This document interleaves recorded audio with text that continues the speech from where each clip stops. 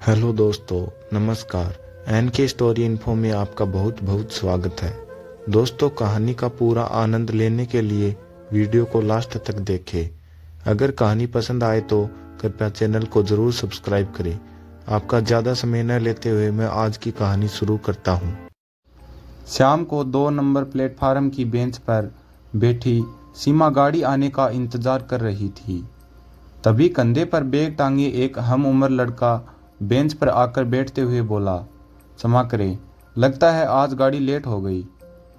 न बोलना चाहते हुए भी सीमा ने हाँ में सिर हिलाया। उसकी तरफ देखा। लड़का देखने में सुंदर था। उसे भी अपनी ओर देखते हुए सीमा ने अपना ध्यान दूसरी ओर से आ रही गाड़ी को देखने में लगा दिया। उनके बीच फिर खामोशी पसर गई। इस बीच कई ट्रेनें गुजर गई। जैसे ही उनकी ट्रेन की घोषणा हुई, सीमा उठ खड़ी हुई। गाड़ी प्लेटफार्म पर आकर लगी तो वह चढ़ने को हुई कि अचानक उसकी चप्पल टूट गई और पैर पायदान से फिसल प्लेटफार्म के नीचे चला गया। सीमा के पीछे खड़े उसी अनजान लड़के ने बिना देर किए झटके से उसका पैर निकाला और फिर सहारा देकर उठाया। वह चल नहीं पा रही थी। उसने कहा, यदि आपको बुरा न लगे तो मेरे कंधे का सहारा ले सकती हैं, ट्रेन छूटने ही वाली है। सीमा ने हाँ में सिर हिलाया तो अजनबी ने उसे ट्रेन में सहारा दे चढ़ाकर सीट पर बैठा दिया और खुद भी सामने की सीट पर बैठ गया। तभी ट्रेन चल दी। उसने अपना नाम रमेश बता सीमा से पूछा, तुम्हारा नाम क्या है? सीमा। आपको कहाँ जाना है? सूरत। क्या करती हो? मैं मैनेजमेंट की पढ़ाई कर रही हूँ, वहाँ पीजी में रहती हूँ। आपको कहाँ जाना है? मैं भी सूरत ही जा रहा हूँ। क्या करते हैं वहाँ? भाई से मिलने जा रहा हूँ। तभी अचानक कंपार्टमेंट में 4 लोग घुसे और फिर आपस में एक दूसरे की तरफ देखकर मुस्कुराते हुए 2 लोग सीमा की बगल में बैठ गए। उनके मुंह से आती शराब की दुर्गंध से सीमा का सांस लेना मुश्किल होने लगा। 2 लोग सामने रमेश की साइड में बैठ गए। उनकी भाषा अश्लील थी। रमेश ने स्थिति को भांप सीमा से कहा, डार्लिंग, तुम्हारे पैर में चोट है, तुम इधर आ जाओ, ऊपर वाली बर्थ पर लेट जाओ। बार बार आने जाने वालों से तुम्हें परेशानी होगी। सीमा स्थिति समझ रमेश की हर बात किसी आज्ञाकारी शिष्य की तरह माने जा रही थी। रमेश ने सहारा दिया तो वह ऊपर की बर्थ पर लेट गई। इधर पैर में चोट, दर्द भी हो रहा था।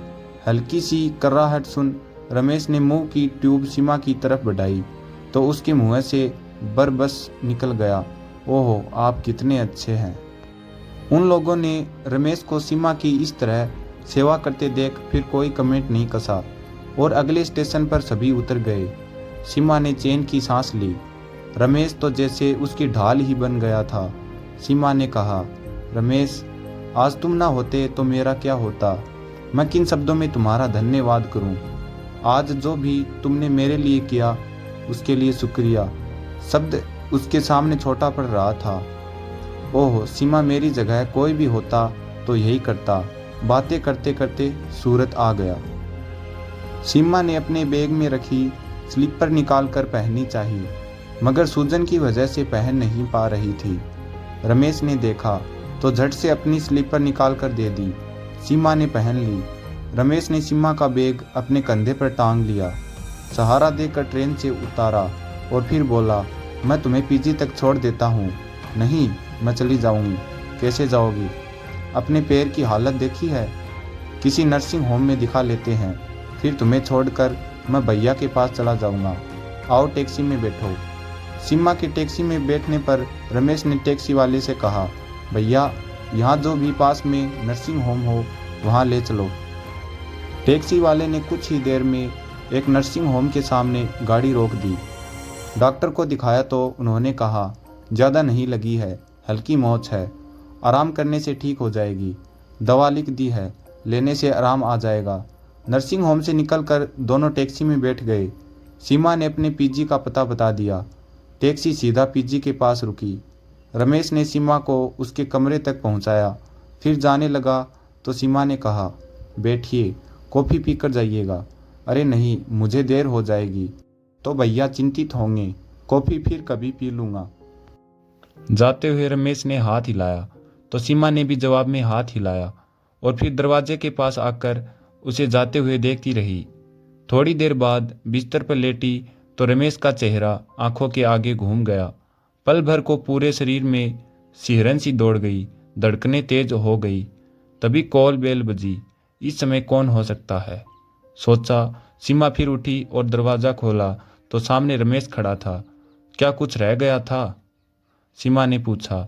हाँ, जल्दीबाजी में मेरा मोबाइल यहीं भूल गया था। अरे, मैं तो भूल ही गई कि मेरे पैरों में तुम्हारी स्लीपर हैं। इन्हें भी लेते जाना, कह कॉफ़ी बनाने चली गई। अंदर जाकर कॉफ़ी मेकर से झट से 2 कप कॉफ़ी बना लाई। सीमा रमेश को कनखियों से देख रही थी। रमेश फ़ोन पर भाई से बातें करने में व्यस्त था। एक कप रमेश की तरफ बढ़ाया तो रमेश की उंगलियों उसकी उंगलियों से छू गई। लगा जैसे एक तरंग सी दौड़ गई शरीर में। सीमा रमेश के सामने बैठ गई। दोनों खामोशी से कॉफ़ी पीने लगे। कॉफ़ी खत्म होते ही रमेश जानने के लिए उठा और बोला, सीमा, मुझे तुम्हारा मोबाइल नंबर मिल सकता है? अब तक विश्वास अपनी जड़ें जमाने लगा था, अतः सीमा ने अपना मोबाइल नंबर दे दिया। रमेश फिर मिलेंगे कहकर चला गया। सीमा वापस बिस्तर पर आकर कटे वृक्ष की तरह ढह गई। खाना खाने का मन नहीं था। पीजी चलाने वाली आंटी को भी फ़ोन पर ही अपने आने की खबर दी, साथ ही खाना खाने के लिए भी मना कर दिया। लेटे लेटे सीमा को कब नींद आ गई पता ही नहीं चला। सुबह जब सूर्य की किरणें आंखों पर पड़ी तो आंखें खोलकर घड़ी की तरफ देखा तो 8 बज रहे थे। फिर बड़बड़ाते हुए तुरंत उठ खड़ी हुई कि आज तो क्लास मिस हो गई।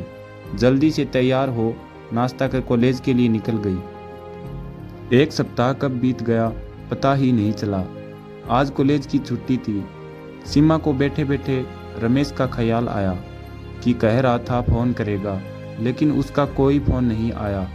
एक बार मन किया कि खुद ही कर ले, फिर ख्याल को झटक दिया, लेकिन मन आज किसी काम में नहीं लग रहा था। किताब लेकर कुछ देर यूं ही पन्ने पलटती रही। रह रह कर न जाने क्यों उसे रमेश का ख्याल आ रहा था। अनमनी हो खिड़की से बाहर देखने लगी। तभी अचानक फ़ोन बजा। देखा तो रमेश का था। सीमा ने कांपती आवाज़ में हेलो कहा। कैसी हो सीमा? रमेश ने पूछा। मैं ठीक हूँ, तुम कैसे हो? तुमने कोई फ़ोन नहीं किया, रमेश ने हंसते हुए कहा। मैं भाई के साथ व्यवसाय में व्यस्त था। हमारा हीरों का व्यापार है। तुम तैयार हो जाओ, मैं लेने आ रहा हूँ। सीमा के तो जैसे पंख लग गए। पहनने के लिए एक प्यारी पिंक कलर की ड्रेस निकाली। उसे पहन कानों में मैचिंग ईयरिंग पहन आईने में निहारा तो आज एक अलग ही सीमा नजर आई। बाहर बाइक के हॉर्न की आवाज़ सुनकर सीमा जल्दी से बाहर भागी। रमेश हल्के नीले रंग की शर्ट बहुत फब रहा था। सीमा सम्मोहित सी बाइक पर बैठ गई। रमेश ने कहा, बहुत सुंदर लग रही हो। सुनकर सीमा का दिल रोमांचित हो उठा। फिर पूछा, कहाँ ले चल रहे हो? कॉफ़ी हाउस चलते हैं, वहीं बैठकर बातें करेंगे। और फिर बाइक हवा से बातें करने लगी। सीमा का दुपट्टा हवा से रमेश के चेहरे पर गिरा तो भीनी सी खुशबू से रमेश का दिल जोर जोर से धड़कने लगा। सीमा ने अपना आंचल समेट लिया। रमेश, एक बात कहूँ? कुछ देर से एक गाड़ी हमारे पीछे आ रही है। ऐसा लग रहा है जैसे कोई हमें फॉलो कर रहा है। तुम्हारा वहम है, उन्हें भी इधर ही जाना होगा। अगर इधर ही जाना है तो हमारे पीछे ही क्यों चल रहे हैं? आगे भी तो निकल कर जा सकते हैं। ओह, शंका मत करो, देखो वह कॉफ़ी हाउस आ गया। तुम टेबल नंबर 5 पर बैठो, मैं बाइक पार्क करके आता हूँ। सीमा अंदर जाकर बैठ गई। रमेश जल्दी लौट आया, बोला, सीमा क्या लोगी? संकोच मत करो, अब तो हम मिलते ही रहेंगे। रमेश, ऐसी बात नहीं है, मैं फिर कभी, आज ऑर्डर तुम ही कर दो। वेटर को बुला रमेश ने 2 कॉफ़ी का ऑर्डर दे दिया। कुछ ही पलों में कॉफ़ी आ गई। कॉफ़ी पीने के बाद सीमा ने घड़ी की तरफ देखा और रमेश से कहा, अब हमें चलना चाहिए।